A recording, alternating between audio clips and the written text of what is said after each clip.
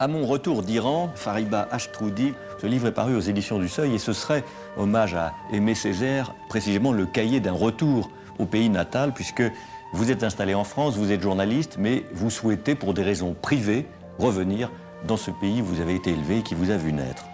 D'abord, pourquoi êtes-vous contrainte, littéralement, de revenir dans ce pays qui vous veut du mal? Je pense que c'est lié à mon histoire familiale. J'ai eu un grand-père, grand ayatollah, qui s'est battu pendant la constitution iranienne 1906 pour la constitution contre la charia. C'est-à-dire contre la loi islamique. Absolument. Qui prévaut aujourd'hui. Tout à fait. Mon père, qui était un grand scientifique, mathématicien, éduqué en France également, qui s'est beaucoup battu sous la dictature de la botte pour la démocratie et justement l'égalité entre l'homme et la femme notamment. Il poussait beaucoup ses filles à être indépendantes et libres.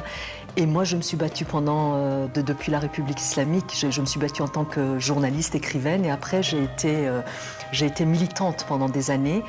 Et il y a un moment, je me suis dit, non, il faut que je retourne, faut que je retourne pour le centenaire de mon père et pour dire à ces messieurs que l'Iran, c'est des millénaires d'histoire et de culture et des gens comme mon père. Et voilà, donc il fallait que j'aille rendre hommage à ces gens-là. Ce qui est tout à fait passionnant dans cet ouvrage, c'est que vous nous montrez un Iran contemporain, celui de 2008, tel qu'on a du mal à le concevoir. Cette image de l'Iran qui est réelle, les magasins, les jeunes femmes qui voyagent, la beauté, et même la gaieté, les cafés, la vie nocturne. Absolument, absolument.